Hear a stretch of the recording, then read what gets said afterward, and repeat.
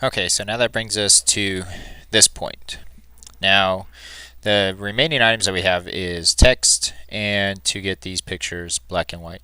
So let's go ahead and address the black and white to start with. Okay, so what we're going to do is come down to where your pictures are at. So we have the three bottom pictures. I have the black and white already here, so I'll delete this out. So we have the three bottom pictures and our fourth picture. So select the top of the three bottom pictures and then come up to Layer, do New Layer Adjustment, Black and White. And what that's going to do is it's going to create a new layer right on top of what you have selected. You can leave it named Black and White, that's fine. Press OK, and it's going to change already to this box. Now what you want to do for this, you see these are all just preset like this, is go ahead and just press Auto. And what the auto is going to do is this layer got created above these three layers.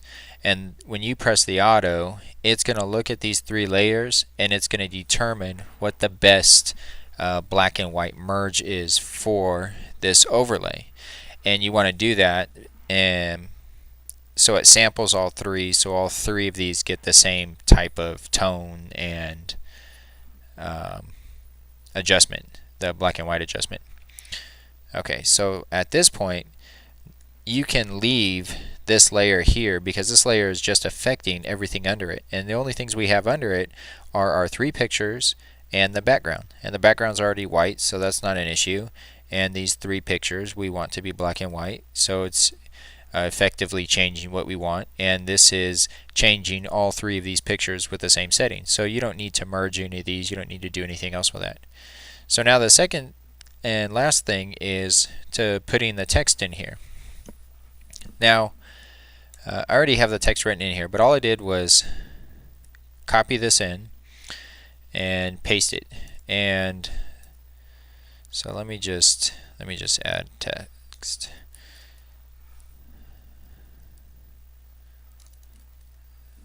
And we'll just write. Okay. Even though you can't see it, it's writing. My layer's just way down here. Okay, so text here. This is my layer. Now,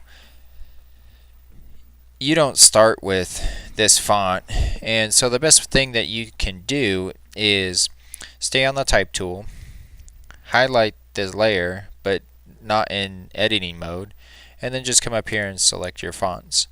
And easiest thing to do when finding a font that works for your picture, start at the top and just select and just arrow key down, and it's just going to continuously change your font. It'll be a lot faster for you than what's showing here on the video, but this allows you just to flip your text fast and see what style is going to work for your picture until you find something that you like.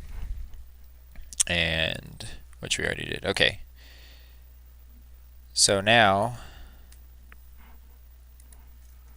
let's get rid of that. Okay, so now what we have is we have this, and initially we had this text here, which is this and this, this was actually all the same size initially. Okay, so this looks pretty decent like this, but we still want to do something more for it. So on this text up here, all I added was a drop shadow. So you would have come to the text, come down to effects, just select drop shadow. And the drop shadow here is going to be, mine is 5 pixels and distance of 5 pixels. My global light is here. So this is saying at what position do you want the light to shine from and where do you want to cast your shadow. Mine is here. I typically have it over here. It just looked better this time right here. So 75% and blend mode is multiply. On your blends, your most common is going to be multiply, screen, and soft light. That's pretty much all you'll use for right now. So we use multiply, you press OK, and what that's going to give you is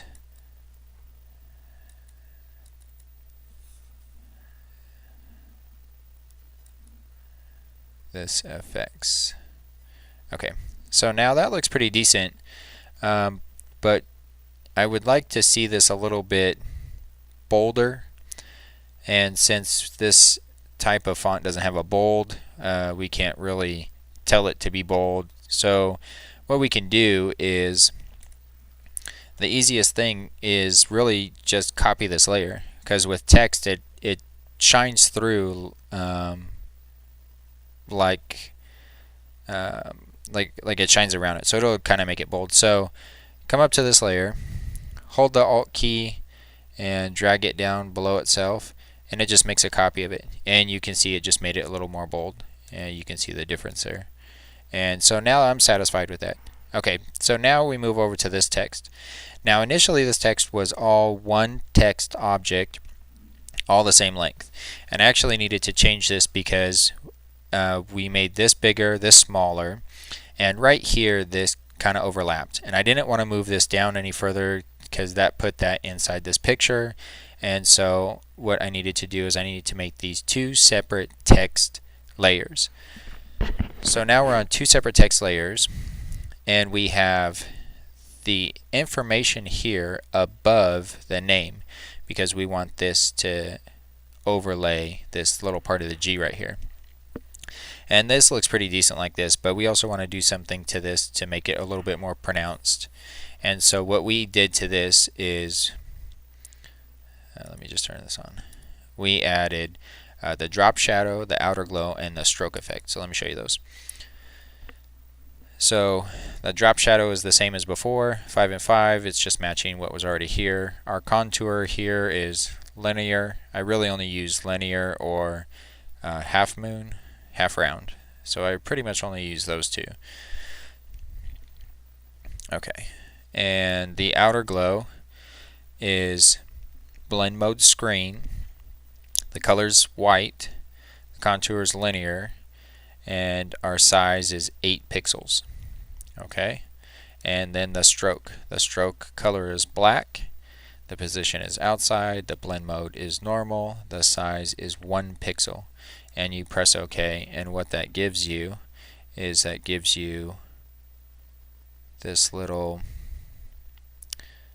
extra bold black with a white little border coming around it. So you can see the stroke does make a difference inside it. The outer glow does make a difference. The drop shadow makes a slight difference. They all add a little effect to it. So after you build the effects on one text, you can just move them to the other text. So hold the Alt key, and on the effects you'll just hold that and just drag it up to the layer that you want to apply the effects to, and go ahead and let that go, and it's going to apply the whatever effects you just created right here onto this next layer. And so that gets you at this point, and pretty much let this you are done. I mean, you can try and do other things, like right here on the blue stripe I was trying a mask.